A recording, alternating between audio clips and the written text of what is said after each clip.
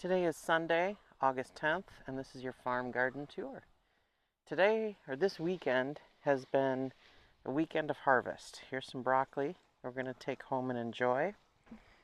We got our first full-size tomatoes. These are both Romas.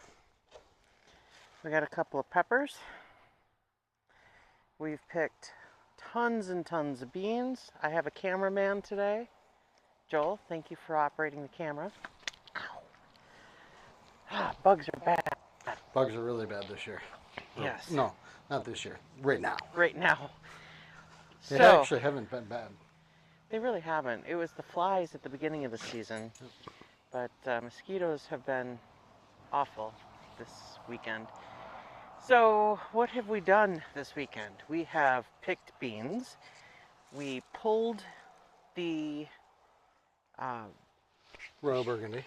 Royal Burgundy beans. We are leaving the Blue Lake beans because they're still producing. We picked corn. We ate corn. We cut and bagged corn for freezing. What else? That was pretty much it. Well, we still got to do cabbage. We've still got to take some cabbage home. There's a ton of zucchinis, but do you want to continue to be our cameraman? Okay. So, should we just start with cabbage, hon? Sure. All right. Follow Dad.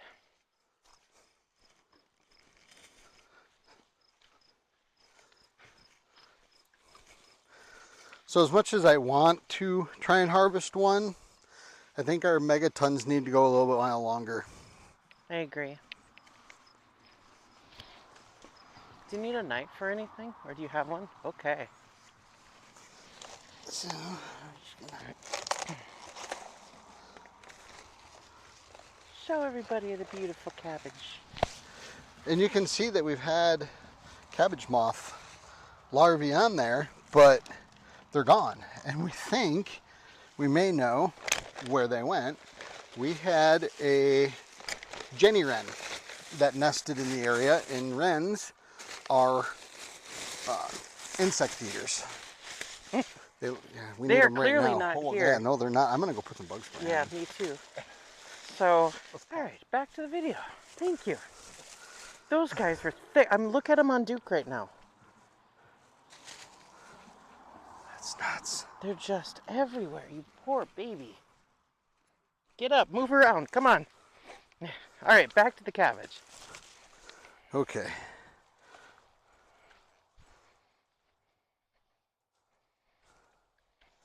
Is there any more over here you think we should harvest, hon? We'd probably take one more, but there might be one over on the other rows of cabbage that we could take. Okay. Pan on the green beans. So we harvested the Blue Lakes pretty heavy. There's some on here, for example, right here, that are ready to pick now or within the next couple of days. My mom's cousin is coming on Tuesday, and they wanted to get in on the fun of picking, so we left some on here for them.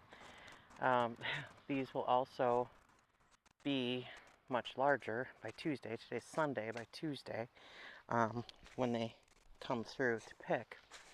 So, yeah, the garden is booming. The zinnias, I just picked a bunch of those, so there's not a whole lot that are still in bloom out here. I just picked a whole bunch for my mom to have a bouquet.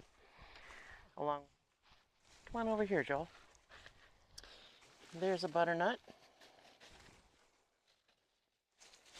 And the squash plant over here is an acorn. I haven't seen anything on it yet. No, And there's lots of flowers. Lots of blossoms. Oh, I guess we do. Right here.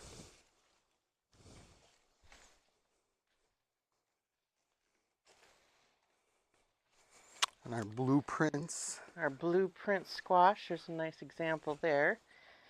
Those guys get to be pretty darn big, basketball size. And those are one of our favorites. None of this stuff, the acorn, the butternut, the blueprints, none of those will be harvested until September, probably Yeah. at the very earliest. Typically, we're picking those right as they're getting ready for hunting season. Yeah. Also, we have two signs at the end of the driveway right now. We're selling what we picked of our green beans this weekend because we've had our fill. We've canned. My sister's canned. Go ahead, Troy. That is a blacktail watermelon. Tasty, tasty. That's a Can't wait. good looking melon. It is. So over here behind Dad, this is where we had a row of the green beans, bush beans. The Purple And Majesties. Yep. Actually, Royal Or Burgundy. Royal Burgundy, sorry. Yep, no, that's okay. Purple Majesties, the cabbage. Yeah. So they were I mean, they were still producing, but we just have had enough beans. So my sister and my mom did one last pick and then pulled the plants because spacing was kind of an issue here with the brassicas. We needed to get some more airflow around these guys to make sure we're not getting any mildew or mold.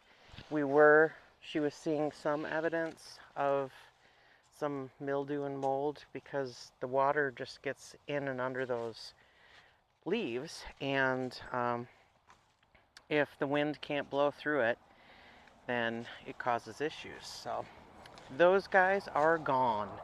We got some more broccoli here.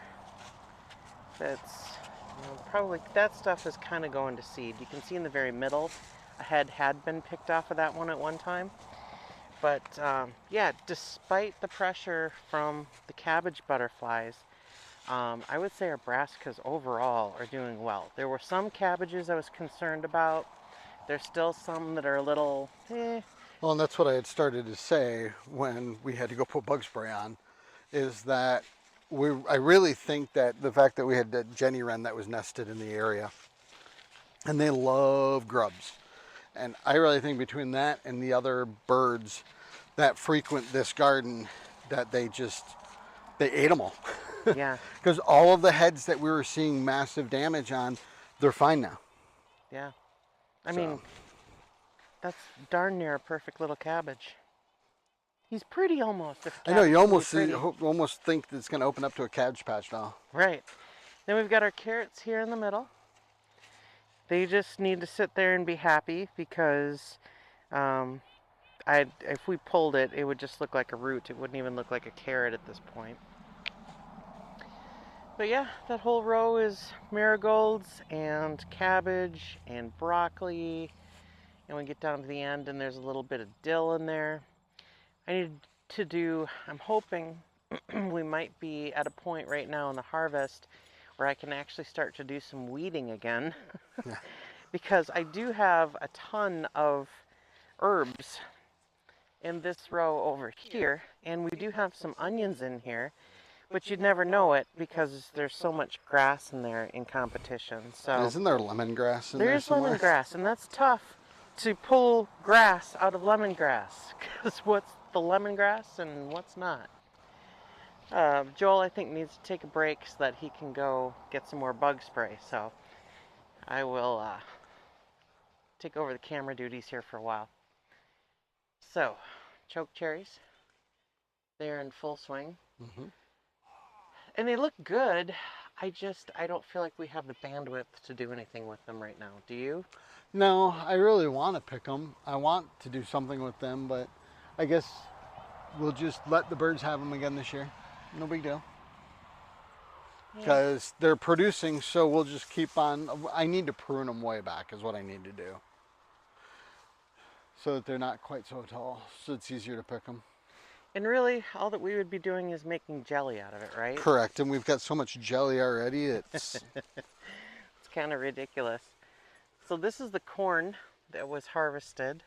I've got photos and some time-lapse video of us preserving it. It's a multi-step process. Of course, first you have to pick it, then you have to husk it, then you kind of wash the ears, and then you blanch them, and then you cut them off the cob, and then you I'm just gonna stand package off. that in freezer bags and we freeze it. Yeah, but So- we neglected to save any for us to actually bring home and have fresh. This is true. So, So Troy's going in, pick some right now. This is a sweet corn variety that right off the top of our heads we can't remember the name of. When we put this video together, we will find the name of it and scroll the name across the video here. These guys are nasty, but I can't remember what they're called. They got this ugly stinger on them. Cannot remember what the name of that insect is, but they've always somewhat terrified me. So, glass gem. This is the glass gem popcorn. It is very tall, although not quite as tall as our Bloody Butcher over there, which has to be all of 12 feet tall at this point. I have never seen corn that tall in my entire life. I've never stood next to corn that tall in my entire life. It's kind of impressive looking. And the cobs on that Bloody Butcher are 6 feet off the ground. at least we'll show you when we get around. We'll go back around there Yeah, and show you. cool. I did notice that, as you can see, we're tasseling on our popcorn, the glass gem, and there is silk in here.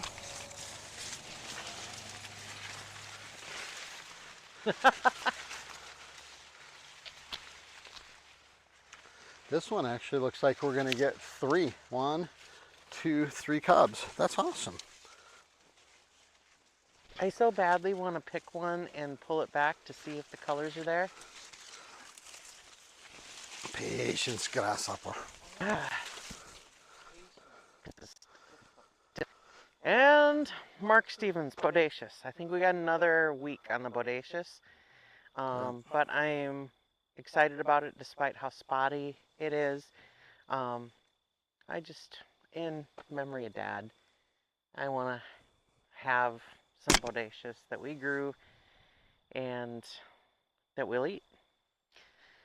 Potatoes, just doing. I can see some plants dying off on the ends. It's a little early for the foliage to be dying back. However, in our travels to and from the cities from here, we are seeing potato fields, like commercial potato fields, that they have sprayed. There's a And they- few that they've sprayed, picked, tilled, and replanted already. Right.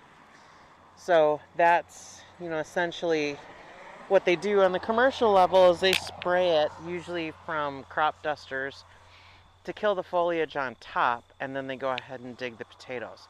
The problem with your average gardener who grows potatoes is that, yes, we could certainly harvest right now, and we'd have some decent sized potatoes.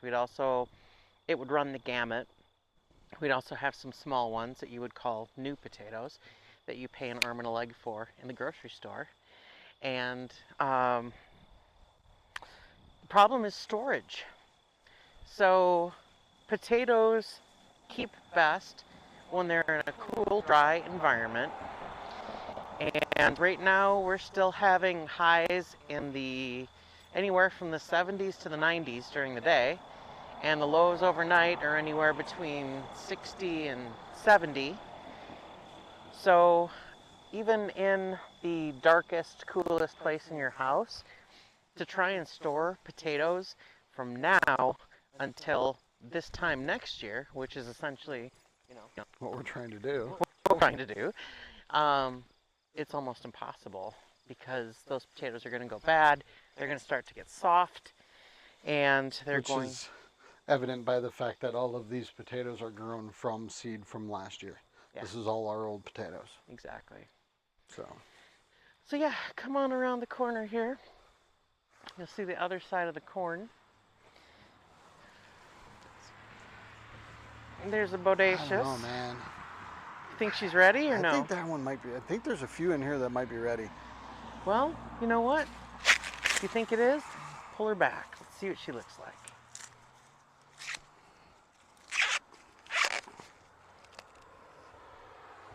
Yeah, I mean, it's on the young side, but it's ready.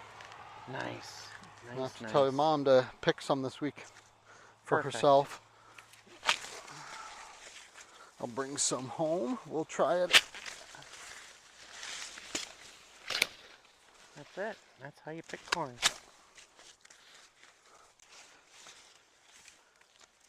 So, and a lot of these, for folks that don't know about corn and how corn grows, you get sometimes 2 to 3 ears off of each plant.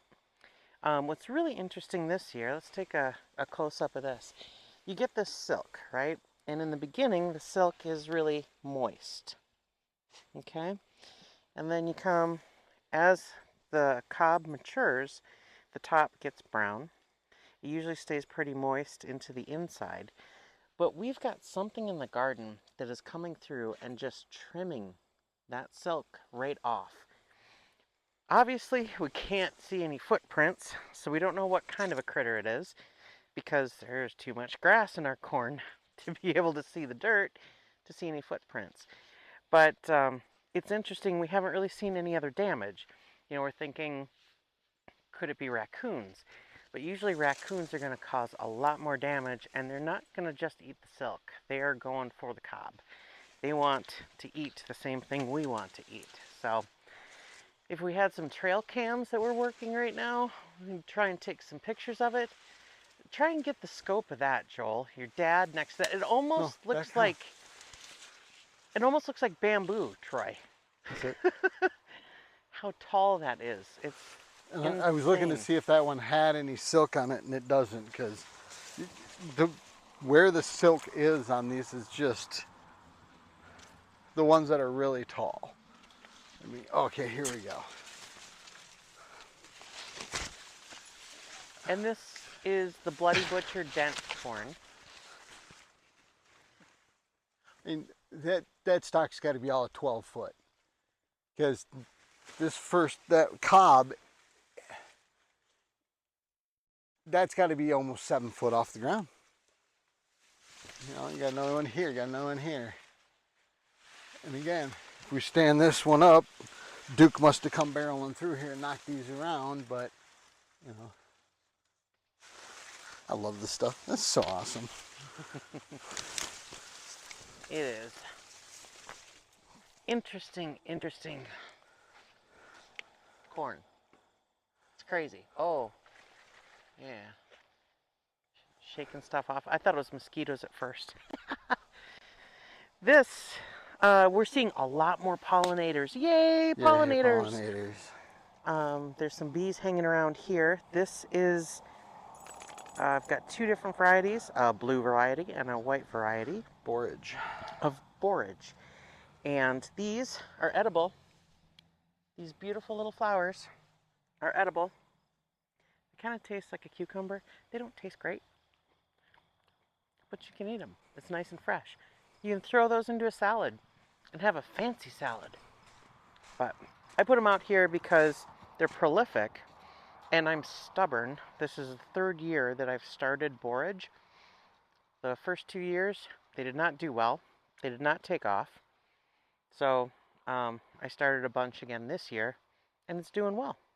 So, does it have a purpose other than trying to attract guys like this and being pretty?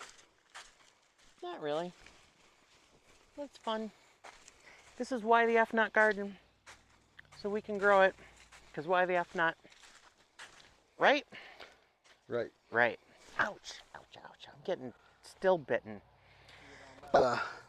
We got a couple peppers here that I think are worth showing. Yeah, absolutely. So there's some jalapenos, which we could probably pick.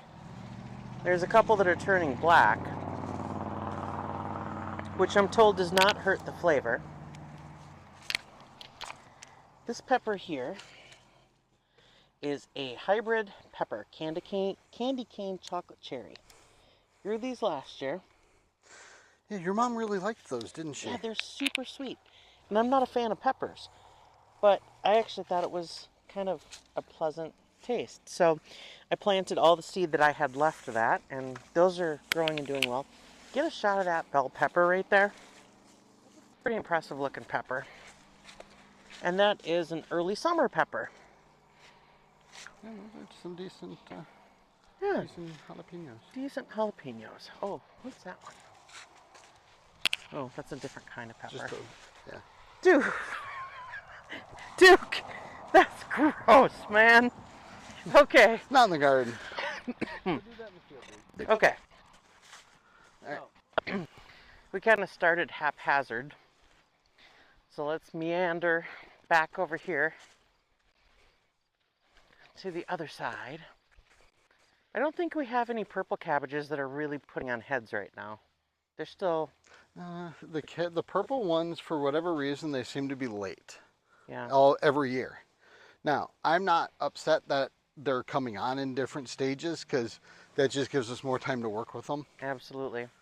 Not sure exactly what happened over here either, but 2 of our volunteer sunflowers fell over. I was told that they had some pretty strong winds here, Yeah.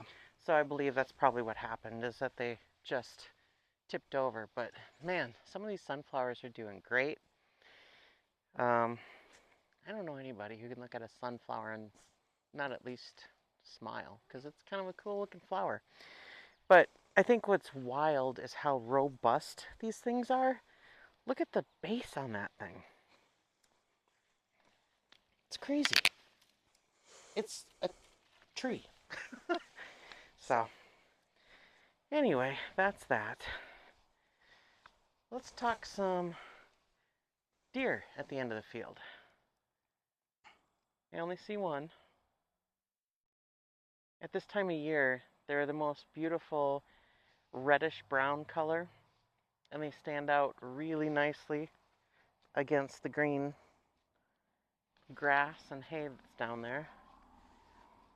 When did you get a steady cam for you, Joel?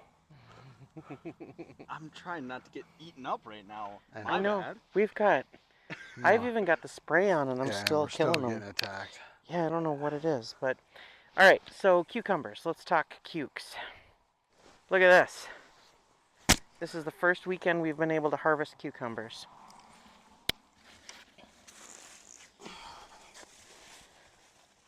They're yummy. We've got some green light cucumbers, which I like. These are like the guys that you buy in the grocery store. Dad's picking them right now. They're the little ones that cost you, what, $5 for 4 of them? 5 of them? Look at these things. They're perfect. They don't have the little pricklies like these do on the outside. You just wash them and you chomp them. They're very Wash them. Hell, you guys were just eating them off the vine yesterday. Yeah, yesterday we just sat down and... Oh, yeah, we picked every single one of them that was ready to go yesterday. Yep. He discovered him yet? Yeah, I Duke gave him one. has been given a cucumber treat. Those are his favorite things in the garden. And then I think snow peas are a close second. So... he ran and ran yesterday. So, let's talk tomato. Yeah, we never did get out here, did we? No. So, we need to tie up some more tomatoes. We need to top tomatoes because, I don't want to complain. Our tomatoes at first were nothing because they were all frozen. But look we are getting some amazing production out of these guys. What we have to do is come out here. I think, Troy, we do need to take a minute and come out because there's a branch right there that's getting pinched just because it's so heavy. So yeah, we need to tie some of these up. But I think our tomato harvest is going to be pretty incredible. Well, and everything seems to really be doing well, especially these ones that, the more heirlooms that had so much blossom rot and stuff last year. They just don't have that this year. Yep. It looks good. I think we also did a good job of, as we were walking through, we were clipping off the blossoms that looked like they were going to create a bunch of cat facing. There's a huge tomato over there by you somewhere. Oh, this one. Yeah. Good Lord. And we've got a few out here. No, Duke, I am not giving you the biggest cucumber. Oh my goodness, you need to go in the house. You are covered in skeeters. Come on. Let's go. I'm not going to give you this. No matter how nicely you sit, it is not happening. Come here, Duke. I'll give you a cucumber. So, yeah, take a look at these. Okay, take a look at Duke. He's a happy dog. He got a cucumber. You gonna savor it? Guess so. But anyway, we've got some little yellow tomatoes over here that are really starting to ripen. The yellow ones are a little less acidic. They're really nice to just sit and munch on. So the cracking that you get there is pretty normal for cherry tomatoes. And if they get too much water, they crack. Or if they just get too mature and are growing so fast that the skins can't keep up with them, then they crack in that instance as well.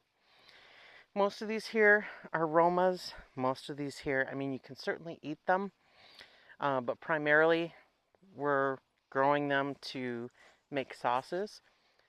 Take a closer shot of that insane tomato